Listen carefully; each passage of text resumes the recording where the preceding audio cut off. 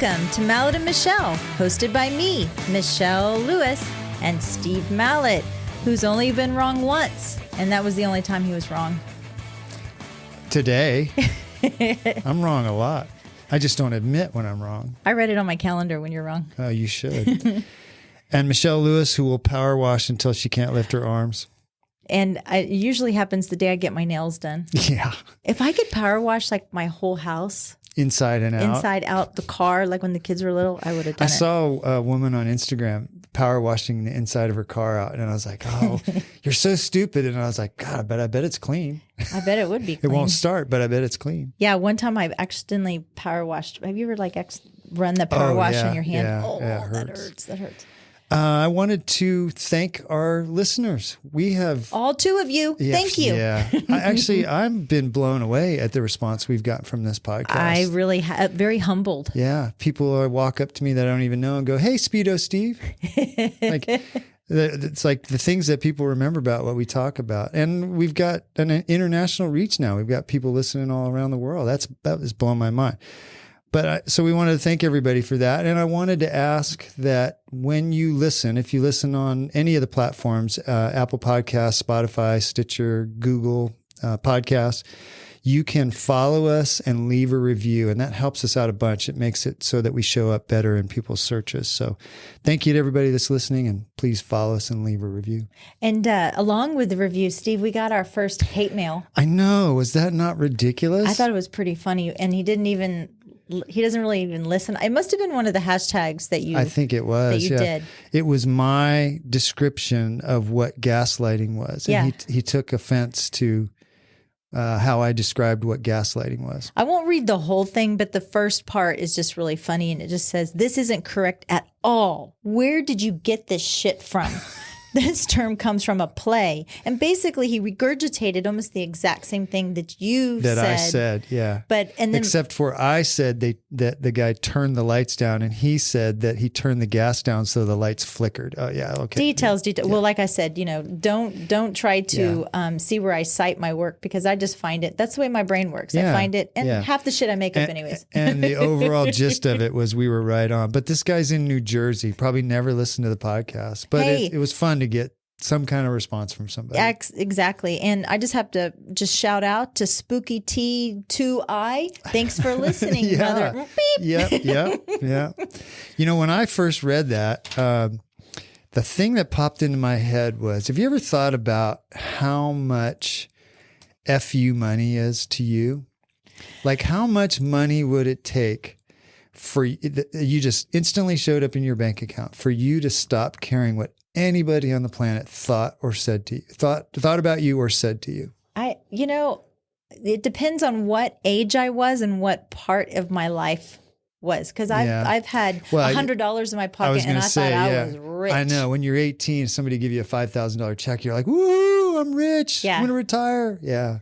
I don't know. That's an interesting question. I have often been asking that same question with what's kind of going on in the political climate. And I think the question of du jour that I'm constantly using is, when is enough enough? Yeah. When is enough enough? When is enough money, enough power, enough this, enough that? But I don't know. I mean, like, my son Tate and I, who we're having on, he said to me, and it was so eye-opening for a 24-year-old to say this. He said, "Mom, I just want to be able to have enough money and enjoy a job where I come home and see my kids, go to their sports, go to a restaurant without really having to worry about ordering something, and take my kids and my family on vacation." And I thought, don't need to have a yacht. Don't need to have a private plane. I mean, I mean, there's a big difference between jealous and envy, right? Yeah. And how many people do you know have so much money, but they're completely unhappy? Or assholes. Well, yeah. I just think that there's somewhere in my life I've went wrong where I don't have a friend with a private jet.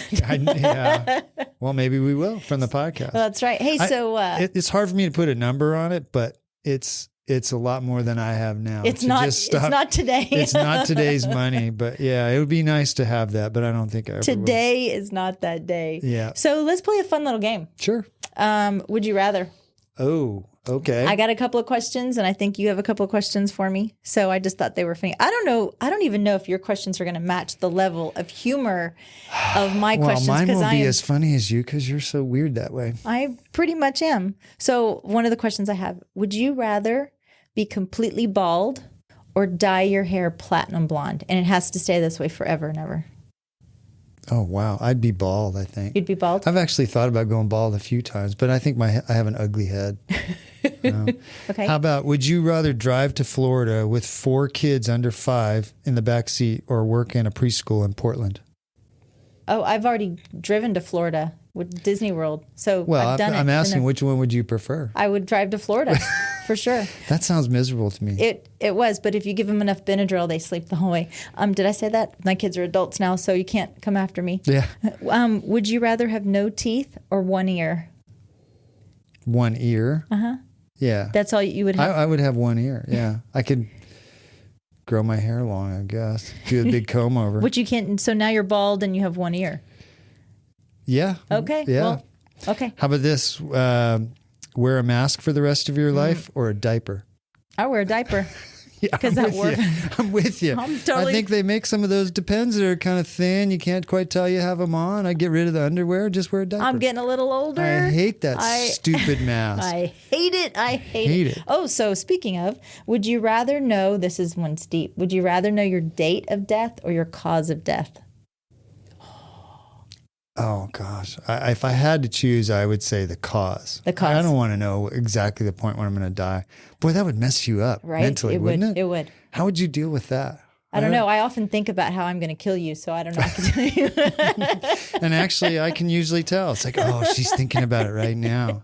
She's plotting it. Maybe I shouldn't drink my water. Man. Don't drink it. Does it smell like cinnamon? Yeah. I heard that if you eat stuff that smells like cinnamon, it's somebody trying to cover up something else. I did. I just read. I don't know why. Oh, because the woman that wrote How to Murder Your Husband was just convicted of murdering her husband. God, okay, geez. Go ahead. Go. Would you rather get a leg or an arm amputated? Leg. I said leg too when I came up with that. Yeah, because you can get those real cool prosthetics now. I see people running on the trail sometimes with those prosthetics. Leg. Yeah. Yeah, for sure. Because I can't drum like Def Leppard. Yeah.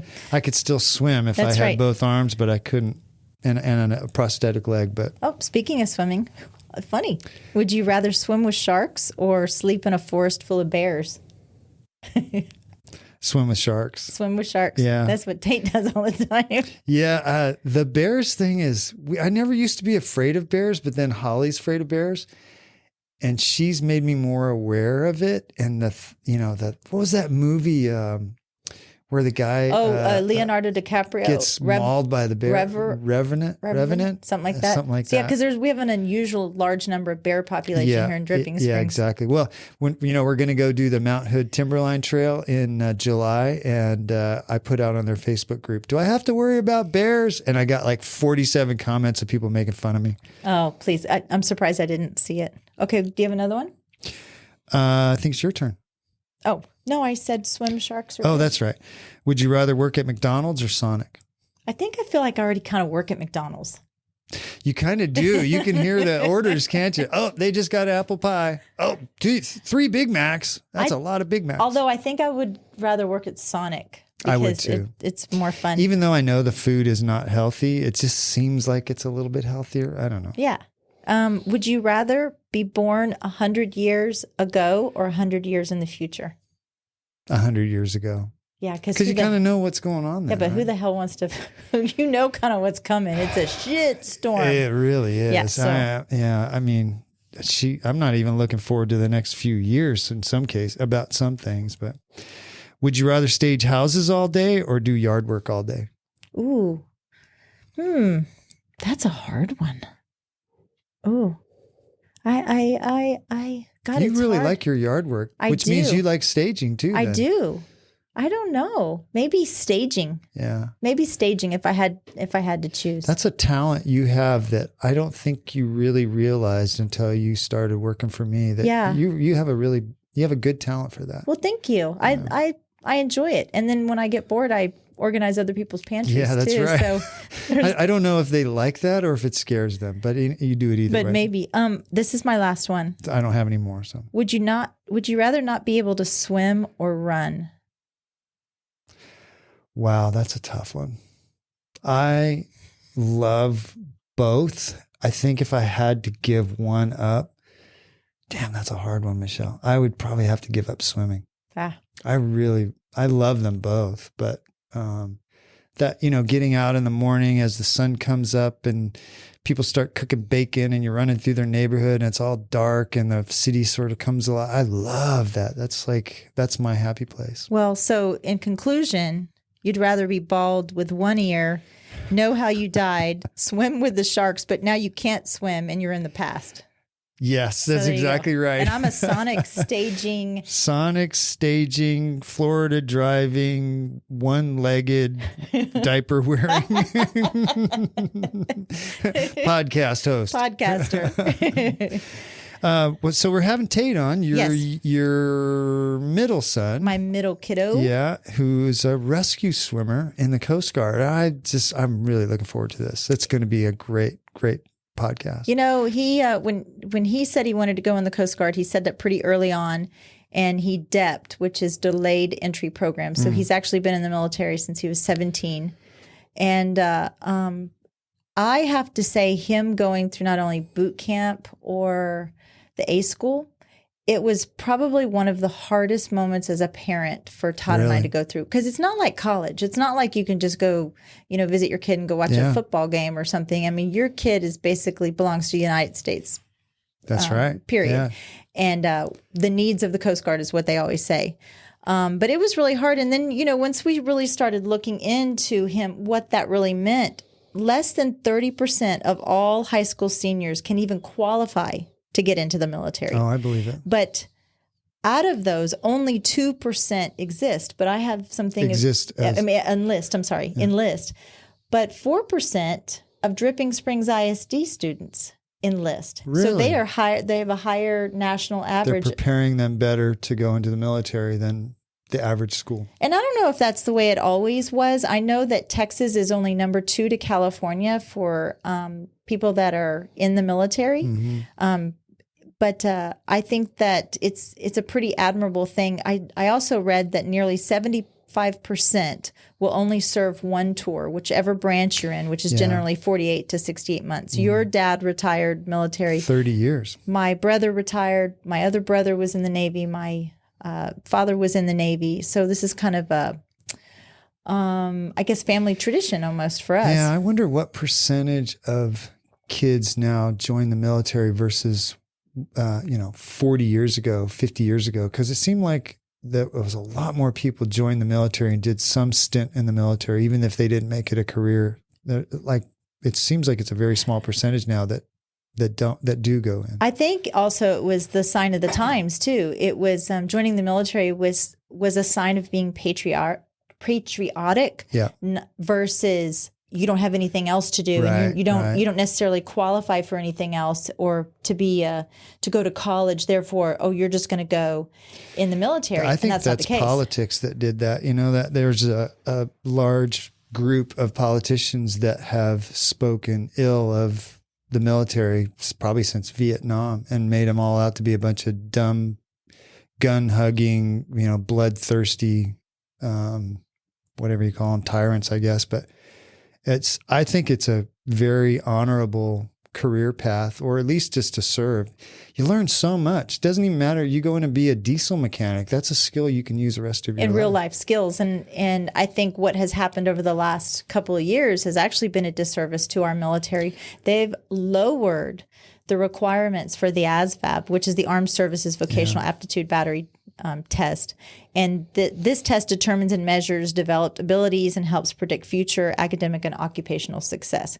Coast Guard you have to qualify for the highest, you have to have one of the highest ASVAB scores. Mm-hmm. It used to be 54, now it's 40. Oh, wow. The Army, it used to be 31, now it's 21. Oh, wow. I think it's disgusting. I think it's doing such a disservice to our men and women in uniform.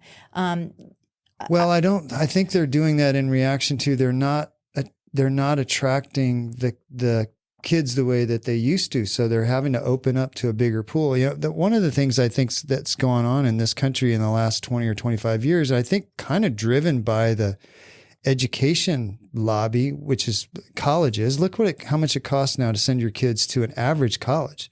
It's $25,000, $30,000 a year. The reason that people are pushed into college so much is because it's kind of a racket. Mike Rowe. Yeah, he's one of my heroes. Yeah, I love Mike Rowe. I love some of the stuff he says, and his TV show. But he says the flaw in our character is our insistence on separating blue collar jobs from white collar jobs and encouraging one form of education over another. It's like we don't.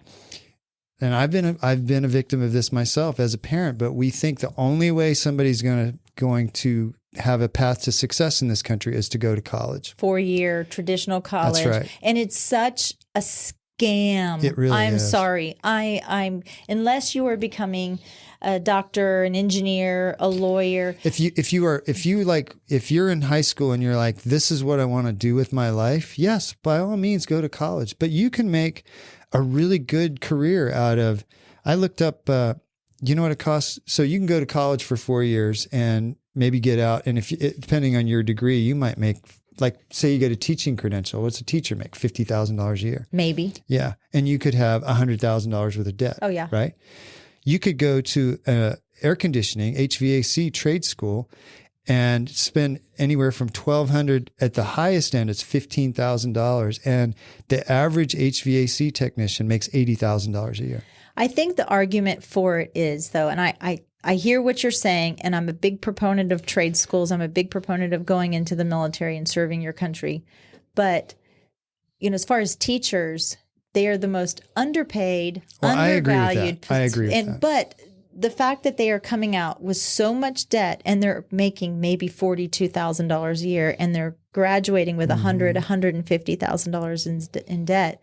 It's ridiculous. What are we doing? It's ridiculous. What are we doing? And Tate graduates, he's in the military and he actually graduates this December with a degree because he realizes and he knows that this day and age, a college degree is almost like what a high school degree was. Yeah, and so right. It's like, I don't care what you get your degree in basket weaving, but it's such a disservice. I feel that people who are of higher level intelligence that don't need to spend $100,000 to $150,000 in that. Yeah.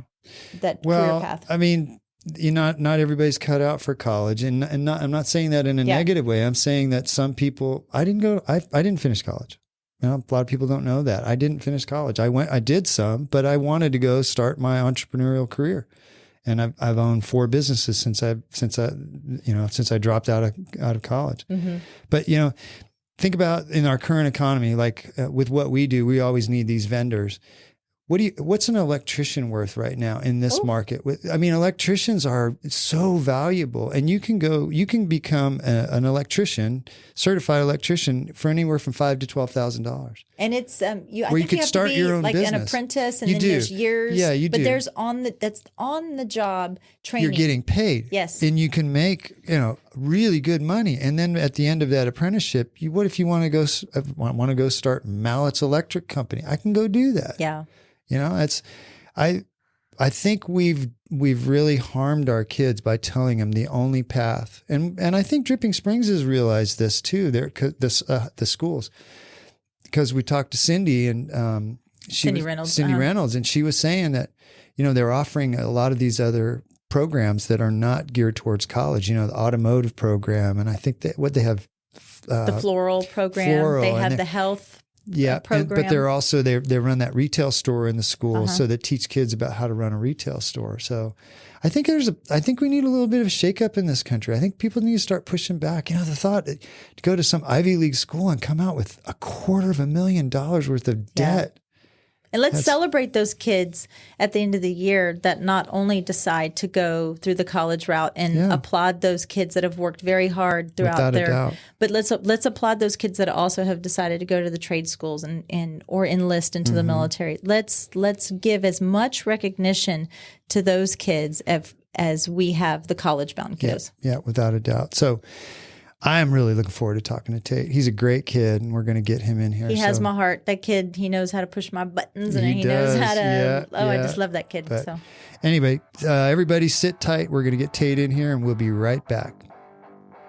This show is brought to you in part by the Mallett Integrity Team, serving Dripping Springs, Austin, and the surrounding areas of Central Texas since 2004. When you need the best real estate advice and service, give them a call at 512-829-2062 or email them at mallettintegrityteam.com. Well, welcome to the show, Tate. Thank you. Thank you. I guess I should introduce everybody here to Mama Lewis, his middle child here, Tate Lewis. I'm smiling ear to ear. Yeah. He just walked in. And just hopped off a plane, right? I did, yeah. Got some barbecue from Pokey Joe's. Oh, you came all the way to Austin and you went to Pokey Joe's. Yeah, Pokey Joe's is my favorite barbecue Is it spot. really? Oh, wait. And you better, Pigpen, you better. Oh, Pigpen, yeah, obviously. But, I was Pokey Joe's say. on the way home, and, And you flew in from where? Flew in from San Francisco, yeah. That's where you're stationed right now. Stationed in San Francisco right now. Move that mic a little closer to you. Yeah, it's easier coming home now from San Francisco from coming from Puerto Rico. Oh yeah. What base are you stationed at in San Francisco? Air Station San Francisco. We have a station there at SFO, kind of tucked back in the back of the airport. So it's actually at San Francisco Airport. Mm-hmm. Yeah, you got to take the access road to the back. And okay. I parked my car there and had to Uber to the other side of the airport. It's actually really kind of convenient. Yeah, too. no kidding. And are you living in San Francisco? I do. Yeah, I live right near the Presidio. So, really? Yep. Damn. How old are you? 23 now. Jeez, wow, you're living a life, man. So I'll give a little backstory here because, most people don't know. Mm-hmm. Tate is my son. Well, yeah. Yeah, Tate's my son. He's a 2016 graduate of Dripping Springs High School. I am. Right. What grade did you start out here in Dripping? 4th grade. Wow. Mm-hmm. Okay. Oh, he was a pill. Yeah, I think he still is kind of. Well, he is a pill. Right? Yeah, he was a total pill. I used to get calls from the teacher all the time that how hyper Tate was. I was a good student. Yeah. Tate used to pretend when they would have substitutes that he would speak a foreign language and he'd have his friend remember interpret for you. My name was Tate. Tate. That's great. So when he graduated high school, he decided that what he wanted to do was go into the Coast Guard. He wanted to be a rescue swimmer, and he went in August. Actually, it was 2 or 3 days right after his 18th birthday. And I actually had to sign paperwork for him to join. He DEPT, which is called Delayed Entry Program. So Mom had to So get you permission. actually joined when you were 17? I did, yeah. Wow. I swore in when I was 18, but it's a long process to get into the Coast Guard. You have to start like a year or two before because there's a long At what wait. point did you know you wanted to be in the Coast Guard? Well, 4th grade is I was swimming around at the pool out here. Just moved out here. Really? Met Kathy Headley, and it was kind of just That's just pretty a cool. plan. Yeah, because most kids, when they're in high school, they don't know what they're going to do. Yeah. Mm-hmm. Kathy Headley was a senior chief in the Coast Guard. Mm-hmm. And so she talked to him about that. And it was kind of, in one hand, she kind of, oh, well, that's cute. You want to be a rescue swimmer, because everybody that joins the Coast Guard thinks that they want to be a rescue swimmer. Yeah. And he made it through boot camp, which was, as you know firsthand, that was very hard on me.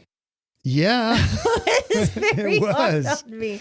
Well, Very hard you on went me. long periods of time without hearing from him. Oh, right? it was awful. It was totally awful. 8 weeks. 8 weeks. Mm-hmm. You were did they take your phones away from you? Yeah. You get it in like week 6. You get it for like maybe 6 hours on the weekend. And then whenever you're about to graduate, you'll get your phone the end of week 7 for that weekend to kind of plan everybody coming in for graduation and all that. And then you can get like calls periodically to set up arrangements for your next station. I remember when you would call, we'd be in the middle of some meeting or something, and your mom would, "It's Tate," and she'd jump up and run out of the room. To answer your call. Like care. there was nothing that got in the way of that. It didn't matter how important it was we were working on. She answered your call, Absolutely which was great. nothing. Which was great. So right out of boot camp, he went to, where'd you go? I went to Air Station New Orleans as a as a non-rate, which is just basically just like an entry position. You mow lawns, you wait to specialize in the Coast Guard to go to your A school, apprentice So school. when you joined the Coast Guard, you wanted to be a rescue swimmer. Were you guaranteed to be a rescue swimmer at that point? No. I don't know. I kind of swayed, and I saw like boot camp sucked, but everybody goes through boot camp. And I'm like, I don't want to like.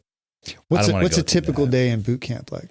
Oh, it's messy. Like you wake up, and then they scream like fire, fire, fire, and you all run outside. We lived on the 3rd floor, and you run all down, and then you grab your piece, which is like your plastic gun, and you'll do a ton of workout. Maybe an hour in the morning, you go back up, get dressed, brush your teeth, shave. Wow. Yeah, it's you had like 5-10 minutes to do all that, brush your teeth, shave, take a shower. Not even that. Yeah. And Tate was like, he figured out the system kind of early, thanks to Kathy Headley. He was like the mail clerk, the yum yum guy. Do you remember? Yeah, I was a yum yum guy. They call these things yum yums. You pass it out. They're like granola bars, right? Weren't they something like that? This was at boot camp. At boot camp. Okay. At boot camp. But yeah, boot camp, 8 weeks. And you go to I went to New Orleans, waited for my school. I saw how hard swimmer school was going to be. So I'm like, I don't want to do that. Like, it's too much. But you trained pretty hard before you went in the Coast Guard, right? I did 8 months before. Like I didn't know how to swim a lap without like breathing hard. I helped you a little bit with that. Yeah. And Brandon Cruz, who lived in our neighborhood, he's a former Navy SEAL. Yeah. He would work Tate out till he would throw up. Yeah, great dude. It's good. Great dude. Yeah. If you can do that, you can be prepared for just about anything. Yeah. And then, so in New Orleans, correct me if I'm wrong, Dane, right? Yeah, Dane Combs. Combs was his chief, and he was actually he was the swimmer chief there. I was attached to like the facilities engineering part, and then Dave's kind of let me in the shop after I kind of sort of. So was the facility a helicopter port? It was, yeah. In New Orleans, it's like like the station that did all the stuff for Hurricane Maria. It was cool. There's a lot of history there, but New Orleans is the busiest air station in the United States. Right? Yeah, in the Coast Guard, one of the busiest. Like Clearwater's kind of up there. They have 60s and a lot of deployments though, but busiest. Those are helicopters. Oh, when he's saying 60s. Oh, sorry. It's like the Coast Guard's version of a Black Hawk. Okay. And you see in the picture there, that's a 65, the Dolphin. Okay. MH-65 Dolphin. So what's the difference between a 60 and a 65? Well, the 65 is what I've been on my whole career. Okay. You can only be up for like maybe 2 hours. You can pick up maximum of 3 or 4 people, depending on how light the crew is, and if you leave yourself on scene, and so they can transport them. Okay. Yeah. So the 60 has more capacity or less capacity? Oh, way more and way more. They can be up there for like 5 or 6 hours. And they've carried like 30 people in there or something Holy like cow. that. Okay. Yeah. But I would imagine then the 65 is just faster and more agile. Is that the difference? They're well, it's better to fly on because you're only up for 2 hours. Yeah. You know? But yeah, it's yeah. People have talked about how the 65 might be better for like doing like hurricane operations because you can like land on streets that a 60, which is huge, wouldn't be able to land on. Huh. Mm-hmm. So in New Orleans, when he was selected to go to A school, he went to, I can't remember, what was the program before that you went before A school? What was that? It was just a week called prep school. Mm-hmm. So kind of weed them out, right? Yeah, you start out with a ton of people in the program, and then it weeds them out. Like at the end, they'll work you out like maybe like a normal week in rescue swimmer school, which is called AST A school, is what it's. Aviation Survival Technician. But at that point, you're still not guaranteed that you're going to be a rescue. No, you're not guaranteed up until the last day. That the Coast Guard AST school, A school, has about an 85% washout attrition rate, and it's the highest. These are people in the Coast Guard. that got into the training and didn't make it. So when you're doing this prep thing, you're not even in the school No yet. way. Okay. No. Is this just sort of like we're going to give you a teaser so you can figure out if you want to go to the school or if they not? even want to pick you. Okay. Yeah. So it's more they're actually looking at you more than you're looking at trying to consider if you want to do it. Yeah. So whenever you're a non-rate, which is what I was telling you about earlier, like kind of a glorified just handyman, janitor person. You'll put your name on this list, and there's a big giant list for the entire Coast Guard, and you can go all these different rates, like electrician or yeoman, which is the people that handle our paperwork. Okay. AMTs, which are the people that hoist us, AMTs, AETs, and those all stand for stuff, obviously. But, yeah. But AST, I put my name on the AST list, and once you have your name on the list, you then have to go to the prep school, which is a week long, and then after that, they recommend you to come back or not. Oh, okay. So what was I know when you went in, you were in pretty good shape, but what was the training like in the school to become a rescue swimmer? It was, most of the training is all done beforehand. Like I would go to the pool. So I lived in New Orleans, and I would drive an hour every single day. I didn't take one day off for a whole 8 months, and I would spend 4 hours in the pool. I would just sit at the bottom. I would swim laps. I would get comfortable underwater. But I'd be in there for like 4 hours every single day. Every day. Right after work, I would leave. It's basically getting comfortable with learning how to drown yourself. Yeah. Did you ever get to the point where you felt like you were about to drown? Oh, I have blacked out underwater. Really? Before. Oh yeah. And somebody pulled you out of the water? Mm-hmm. Oh my gosh. Yeah. What's that feeling like? It feels euphoric. It's awesome. I used to think drowning was one of the worst ways to die, but honestly, it feels super euphoric. Really? What do you just sort of like? Your vision kind of just narrows, and it just goes to black. And you're just wow. I got to this one point. We were doing. I was just trying to prove something to myself. Just doing a 750 meters, which is 3 laps, or 3 links of the pool underwater. I was doing it with and without gear, and I did it without gear, without fins, right? Which is what we call gear, fins, and Triton harness, and all of that. But I got to maybe the 50, and I didn't even want to come up for air. You get to a certain point where you're like, I don't even care about breathing anymore. Aquaman. But that's when you know you got to come up because you'll die. Wow. Yeah. Well, so now he goes to A school, right? Right. And I think end of first week, second weekend, he literally loses his ever-loving mind. He goes crazy. I shaved my head. His head. Yeah. What was going on in your head? Wouldn't talk to me. I could see that happening though, because you were like probably having like laser focus on what you were doing, right? Yeah. The school was just so difficult. It's nothing like I'd ever done before. And you started out with how many in your class? In my class, I think we started with 16. It was a small class. Oh, to start out with. Normally you start with 25 or 24, but we started with 16 because not enough people made it through the prep course to where they could. So the prep, I think, was like 75 to, right? It was upwards of there? Yeah. So normally they say, and these numbers are changing all the time because we have these programs that are making our attrition rate better. But normally they say out of every 100 people that like start the program at the very start or like even want to be a swimmer, eight of those 100 people will make it. Jeez. So 8%. Mm-hmm. So you're in A school, you're in week 2. Yeah. And you have to hit these benchmarks. There's 24 weeks of AST school, right? And tell me what that was like, the shave your head. Yeah, it's horrible. Yeah. You're sitting in your room, you're waking up at like 4:30, which doesn't sound super early. I mean, it does now to me, but for something like that, it's like you expect to wake up early, and you get right out to the grinder, which is our workout area, like PT stuff. Mm-hmm. Yeah, you work out for 2 hours. You get 5 minutes to get in the locker room, get changed out in your swim stuff. About 5 minutes, maybe less, maybe more. And then you got to get in the shower, get wet before you get in the pool. And then you stand in this little hallway, all in formation with all your classmates in alphabetical order, and your class leader's in the front. And you just stand there and you wait for the instructor to walk in, and he talks to the class leader, tells him to get out on the pool deck, and then you're in the pool for another 2 hours. You go to lunch for an hour, then you're back in the pool for 2 hours. Jeez. What was your most difficult day in A school?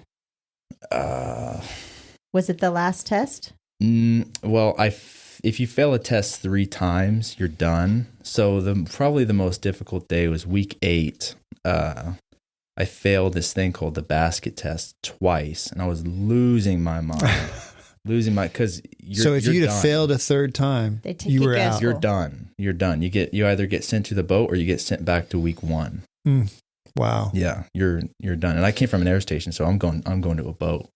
And I didn't think I was going to make it. He didn't join the Coast Guard to be on a boat. No, I know that. So I've read a few books about Navy SEALs, and one of the things I've read about the guys that make it through, there's like the guys that know they're going to make it, and they'll do whatever it takes. And then there's the guys that always have a little doubt. And some of those guys sometimes make it, but most of them don't. Did you have doubt in your mind, or were you like, I'm going to make this no matter what? Every day. Yeah. Well, at the start I was like, I'd rather die than quit. I'm going to die than quit. And I kind of kept that mentality the whole time. However, there were days where I'm like, my body's going to give out. Like maybe week 16, right before this test we have called the parachute test, I had the weekend before, I'd jumping off a rope swing with all of my buddies there, and I hurt my foot really bad. You were playing,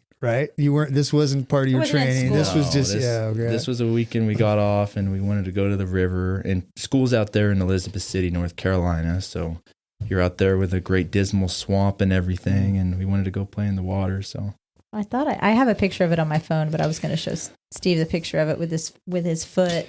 But this is after this is when they all passed. I'm showing a picture right now, and he ended up graduating. And will you guys rip your shirts off at that point?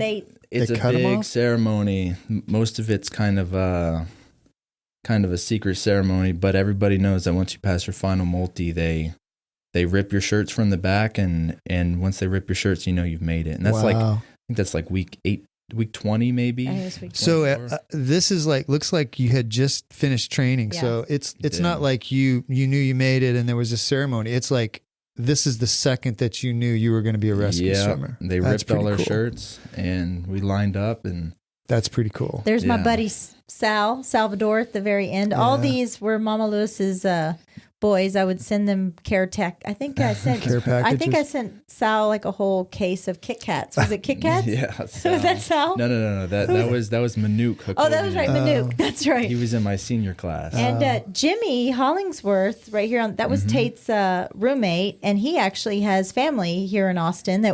Tate was friends with his cousin when he was little, so that's kind of.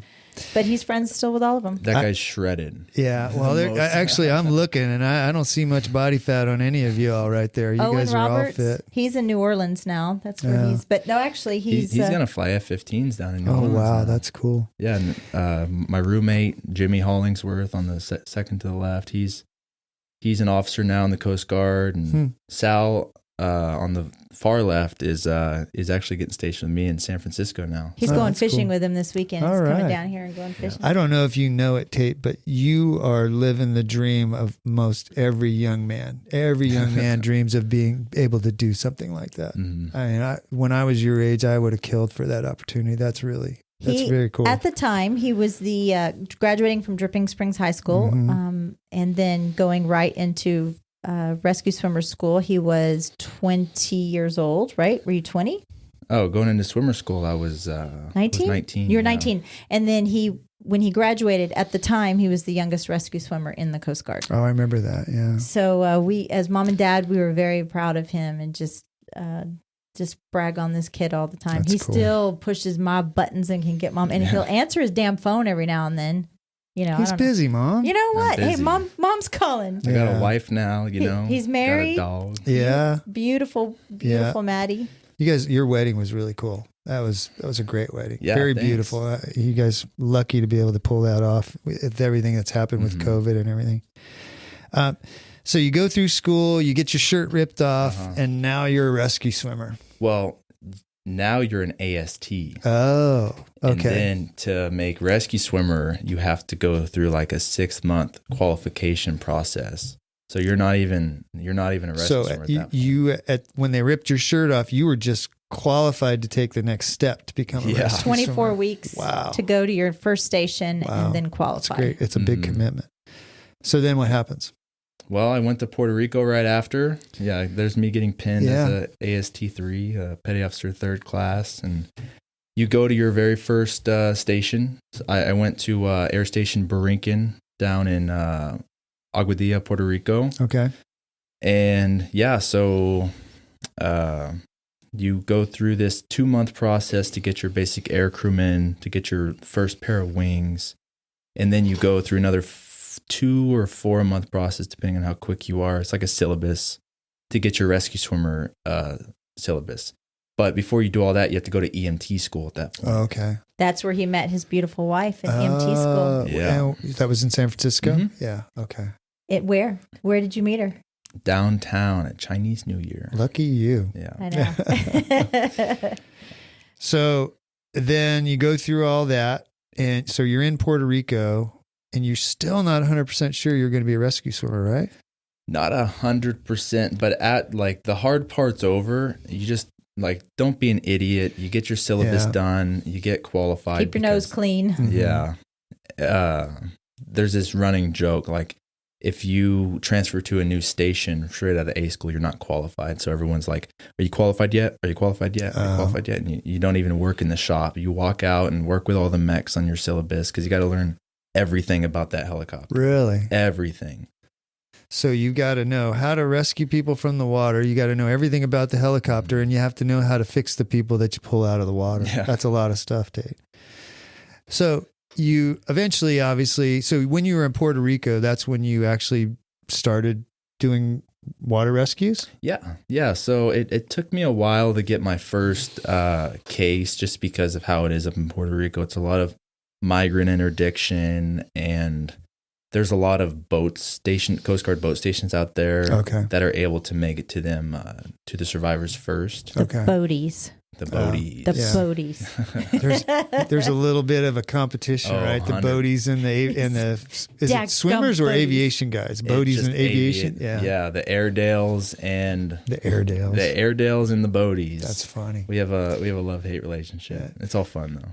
What was your first rescue?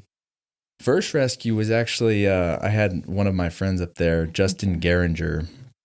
There was this migrant on a vessel. There were these 2 migrants on a vessel, and one ended up not making it. But one guy, I think they were like bringing drugs over or something. But one guy like lost an engine, and he was suffering pretty bad from exposure. He had a big AK-47 tattoo all across his arm. Wow. But yeah, he was in bad shape. He was unconscious, and went down to the boat, strapped him up in a litter, which is pretty much the basket, pretty much like a backboard. Yeah, pretty much like a metal backboard, and you'll put him in another backboard to stabilize him in a sea collar, and then throw him in the litter, and then he's able to be hoisted up to the helicopter. So So he's on a boat. They lower you into the water, right? Or did they lower you right under the deck of the boat? So the boaties had already pulled him up from his boat. Because it took us a while to get out there. And this is all in the Mona Pass where like the waves are giant. It's pretty infamous for migrants crossing and the weather being pretty horrible out there. Huh. But yeah, did he survive? I don't know. He probably did. Isn't that funny that you don't really know? Once they're off your helicopter, you don't really probably ever know what happens to most of the time. Yeah, most times you can sort of follow up sometimes if you're really curious, and then like maybe the hospital will tell you or something. Yeah. Can you tell the story of the arm story of that rescue? Are you allowed to tell that story yet? Well, yeah, I can tell the basics. This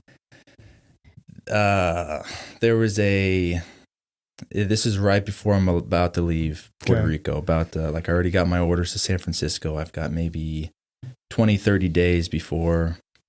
And go ahead, Tate. I got called for some shrapnel, right? This guy was suffering from like, I don't know what the initial report was. He got hit. The only call that we got was this guy got hit with some shrapnel, and we never know what we're getting called out to. Like we might get a case where it says person in the water, and then we get out there and it's like 30 people are missing in the water. So you never know what you're going out there for. But I remember just sitting at the station, Alarm went off. I get suited up in a wetsuit and go out there, and found out that this guy's arm had basically been like completely blown off, like hanging up by the skin. And and he was a drug runner. There was cocaine in the boat, and it's filled with blood. Really? Mm-hmm. He was wasn't just asking for water? Yeah, he's like, agua, por favor. Wow. Yeah, so I'm sure even though they're doing drugs, which is and all kinds of things that are illegal, when you guys show up, they've probably never been happier in their life. They know they're gonna survive. Yeah, like a big part of our job in the Coast Guard is drug interdiction. But for me, I didn't join for that. It's a part of the job. It's one of my least favorite parts of the job. Yeah. Like migrant interdiction, LE stuff.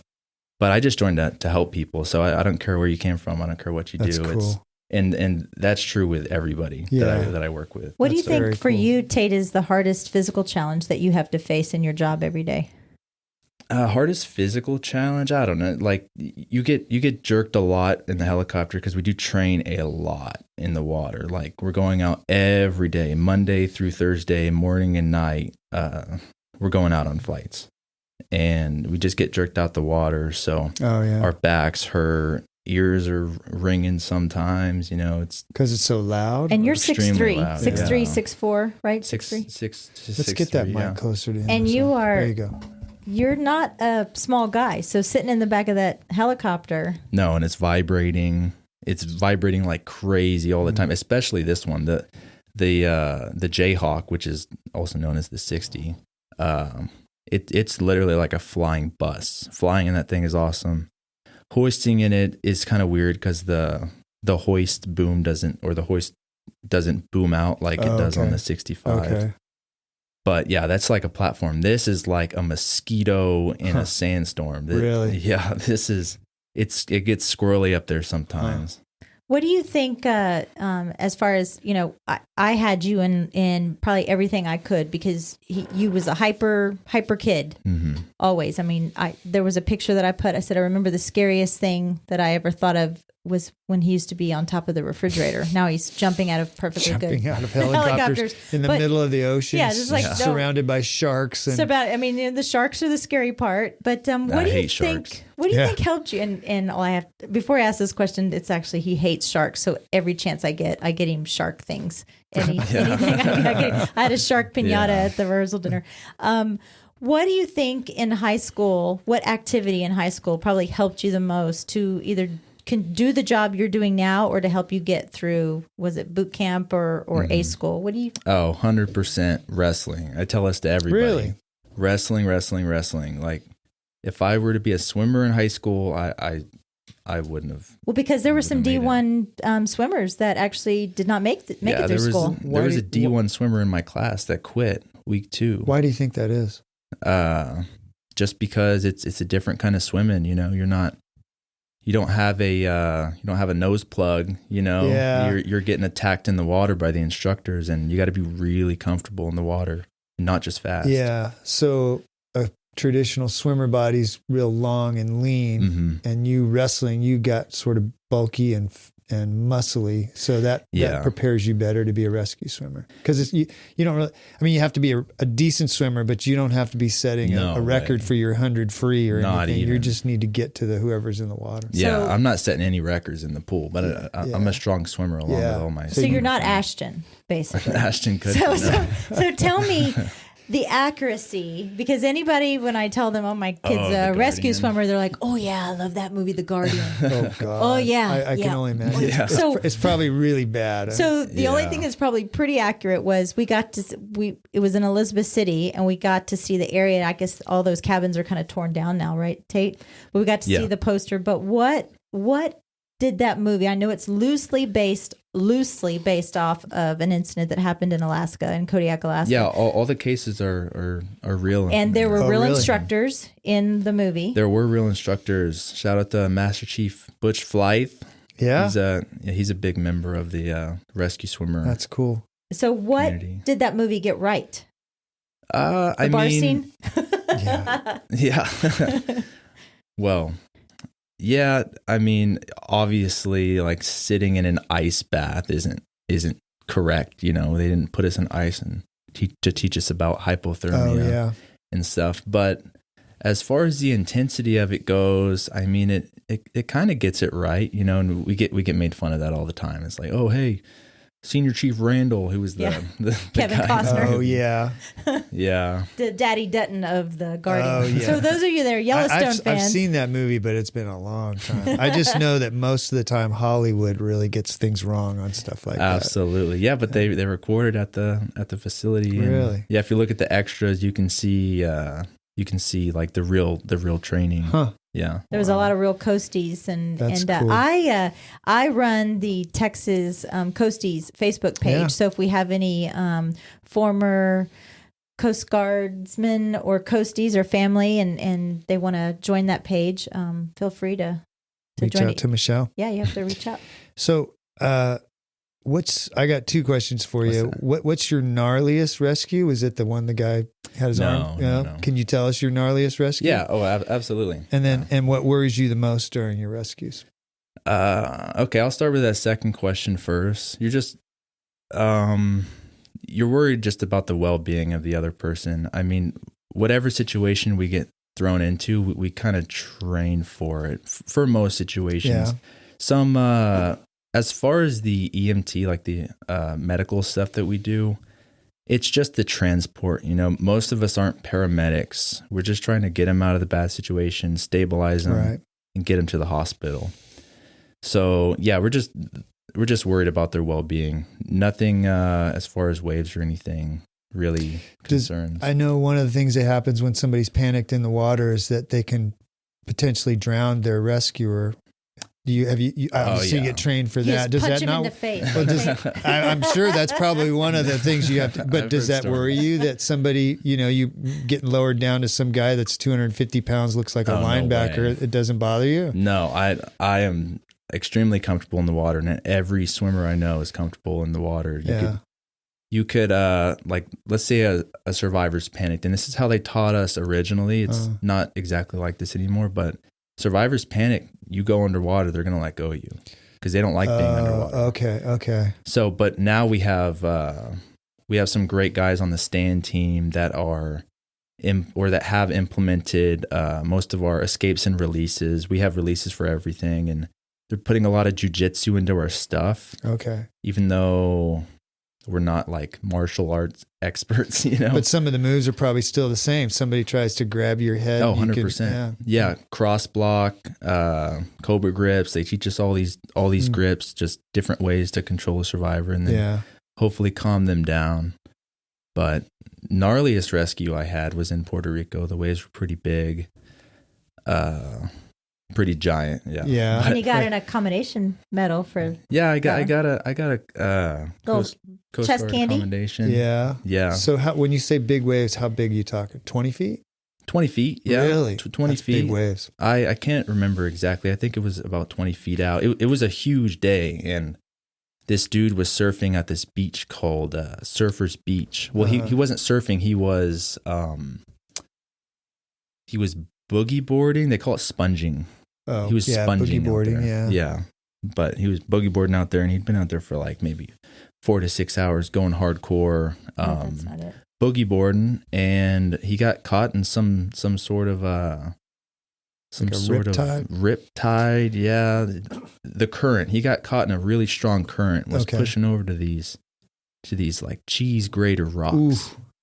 And he was trapped in this little cove, and it's just like, normally there's a little beach there, but the waves are so big that the beach was gone, and he's in this little cove of just like, it's just old volcanic rock that makes points. I can't even imagine, yeah. But yeah, I jumped in the water via a sling deployment, and I grabbed him. Well, I got hit by a wave when I jumped into the water, and my mask came off my head, and I'm all discombobulated, and this is like the first real like surf rescue that I had done. And I finally get to the guy, and the guy doesn't speak English, and I'm just like, todo bien, like, are you okay? Yeah. All good? And so Did you swim him out of that cove? Or did they pick you up out of the little cove? I tried. Yeah. I tried to fin. out of the cove, but we're just staying in the same spot because the current, like every second, the current is just pushing us closer and closer and closer. Oh, wow. There's a picture of it. Yeah. That picture doesn't do it justice. Those well, waves, those are pretty big waves. I mean, yeah. Those waves looking tiny on that picture. Hey, tell me about your scariest shark encounter. Oh, yeah. There was a period of time up there that the sharks liked you. We were just getting bumped up there. Yeah. Well, I remember being on the phone with Maddie, my wife, and she was like, "Don't you get afraid of sharks out there?" Because we go out and train in the bay, in the Aguadilla Bay out there in Puerto Rico at night. And the searchlight for the helicopter is always on, so you can kind of see. And it shines straight down into the water, and you can see straight down, but it leaves like this halo around that. Like these fish and sharks and stuff will kind of stay right outside of the light. And so one day I felt something on my leg. I was out there, felt something on my leg, and I looked down, and I see this massive shark. And I believe it to be a tiger shark, but it was dark. But I see the silhouette of this thing. Wow! And I'm freaking out. And before. I was like, oh, I'll pull up my knife, I'll stab the shark, and now I'm just fumbling in my vest. I'm like, where's my strobe light? Like, I'm just trying to get the helicopter to pick me up, and I'm just trying not to freak out, but also I'm like, I don't belong in here. I belong in the water. Does anything help? Like, I remember we were researching like Dawn dish soap or like urine, like you pee in your wetsuit. No. Nothing works. No. Like, there's no such thing as shark repellent except what? Nothing. Just carry a baby. Getting out of the water helps. Yeah. Maybe that helps. Getting out of the water. And you saw one recently in the San Francisco area, right? Yeah, we see a ton. But not in the water. We fly over.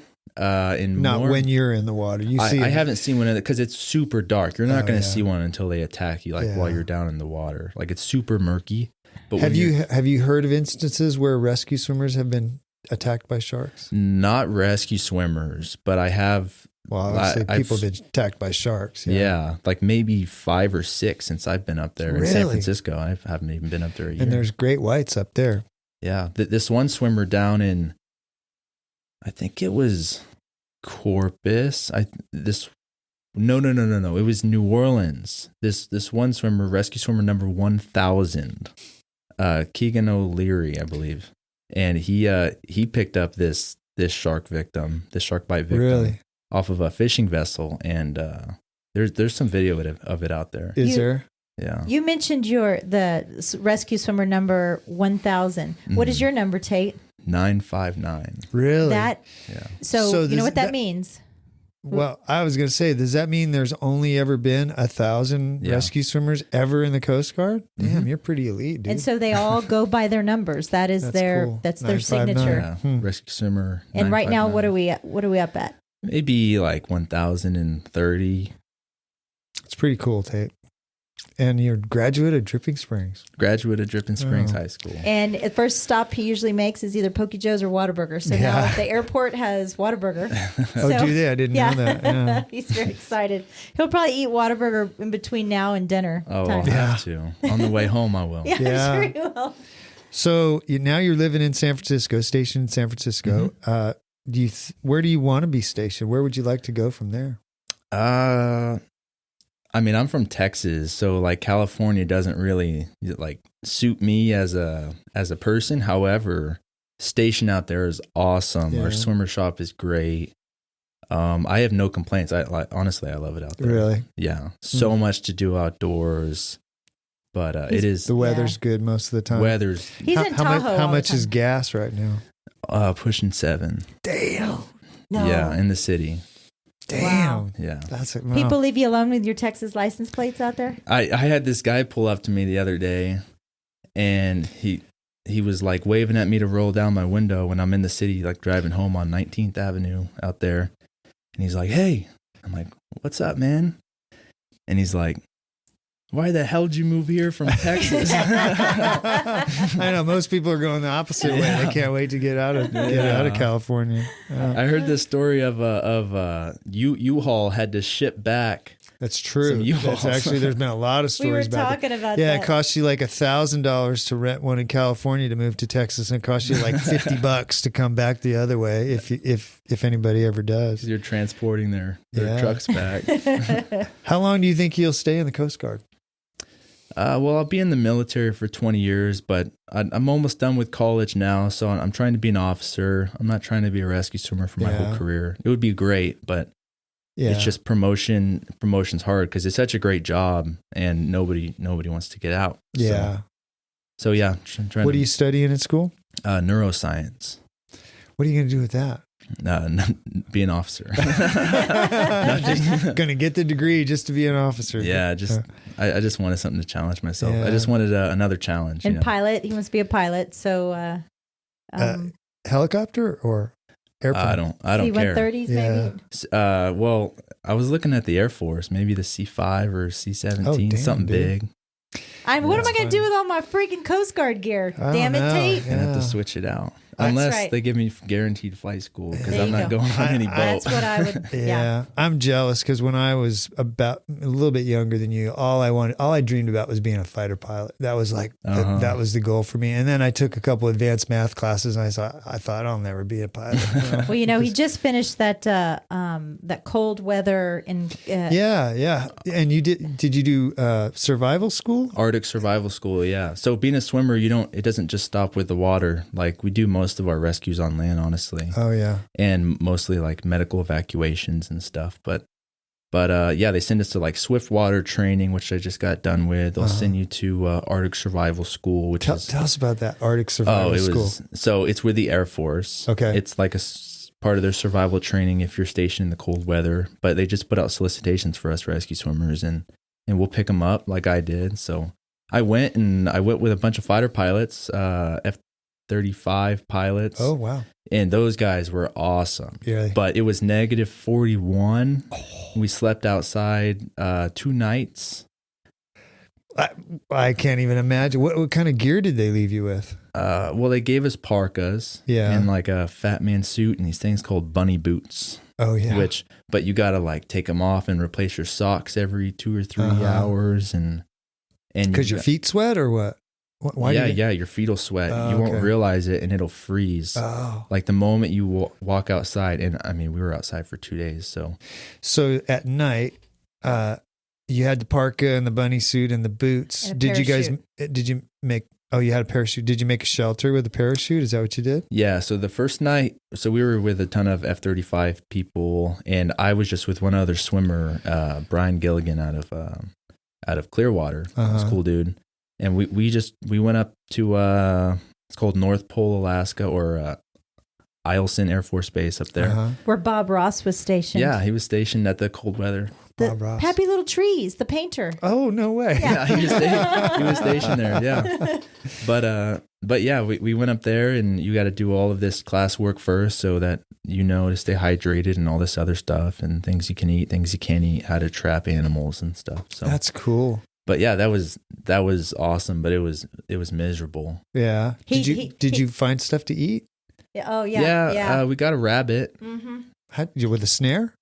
Yeah, with a snare. Oh, wow. Took like 4,000 snares to get one. Yeah, rabbit. they gave us some wire out there. It was, they call it a gentleman's course, and the first night is cool. Like the first night, the instructors are out there with you. And they're showing you how to trap, showing you how to make fire from trees, and did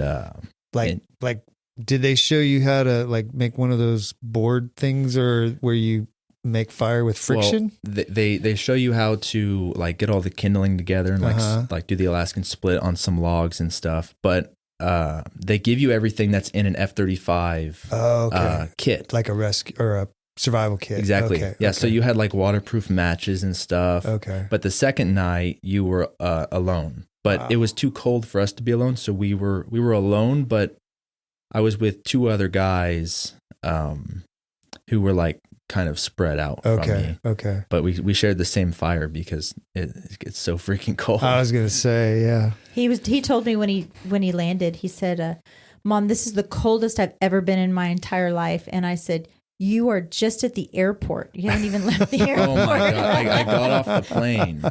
We went from Oregon up to Fairbanks International. He was probably wearing a t-shirt. I was wearing shorts. Yeah, shorts. Yep. But we walked out. We walked out, and you know that little partition between the plane and like the thing you walk out onto? This air hits my leg from the opening there, and it takes my breath away. I'm like, what? this exists? I'm from Texas, people. I know. Yeah, I had to pull out my suitcase before I walked outside. And your hands, 5 seconds outside, your nose hairs will freeze, your earwax will freeze, your eyelashes will freeze. We were in -9 in Colorado over Christmas, and walking from the front of the hotel to my car, which was about 50 yards away, my hands ached. They hurt. I could barely lift my suitcase into the car. Yeah.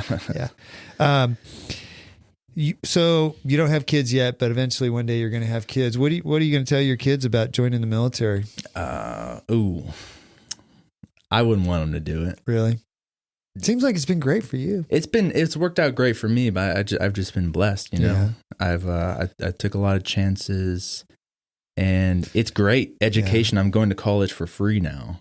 And education's awesome, but not for free. What do I say? You pay for it every time you get out of that helicopter. Yeah. Oh, that's a good way to look at it. So I tell him, I say, but they don't offer a 20-year retirement anymore.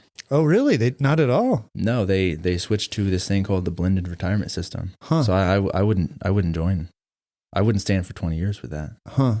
It's like you put money into a fund and then. Okay. Yeah. It's like so now you got to do 30 years to retire or 25? Well, so you put this money into a fund and they'll like match it up to a certain percent. And then you get, I can't remember exactly. So my retirement's 50%, and that's how it has been. If you do 20 years, you get 50%. And every year after that, it's like 2.5%. Okay. But the new one, I think it's, I don't know off the top of my head. He was grandfathered in. It literally changed, I think, when you were at boot camp, right? Yeah. It was right. He got in the nick of time. You might get a little more than a quarter of your base pay, which is not much. Yeah. I don't know if you know it, Tate. My dad did 30 years in the Navy, 30 plus years, and retired as a senior master chief. No, I didn't know that. Yeah. It was a big deal. I didn't realize that they flew us out to Hawaii for his retirement ceremony. And I was figuring I was going to be like in some NCO club or something. There'd be like 25 people there. There was like 500 people there. Big ceremony. It was a big deal. Yeah. I mean, I was blown away. It was pretty cool. Yeah, Master Chief. Yeah. Well, I'm Senior proud Master Chief. Yeah. I'm proud of all my kids, all of them. Oh yeah. You know, Tate just has a cool job, and he's still tater tot when he comes home. I still. Yeah, you're living the dream, man. It's pretty cool. We have it good. Yeah. Well, I really enjoyed this. Thanks for coming on. Yeah, absolutely. I know you and your mom want to catch up since you did just step off the plane. That's all right. Thanks for coming on, Tate. Yeah, thanks for having me. Thanks, son. This show is brought to you in part by the Mallett Integrity Team, serving Dripping Springs, Austin, and the surrounding areas of Central Texas since 2004.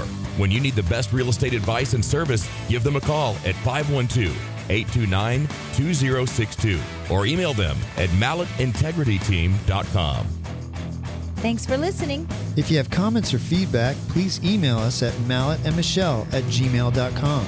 Follow us on Facebook and Instagram at Mallett and Michelle. Listen to us on Apple Podcasts, Spotify, and Stitcher. Please follow us and leave a review. Thanks again for listening.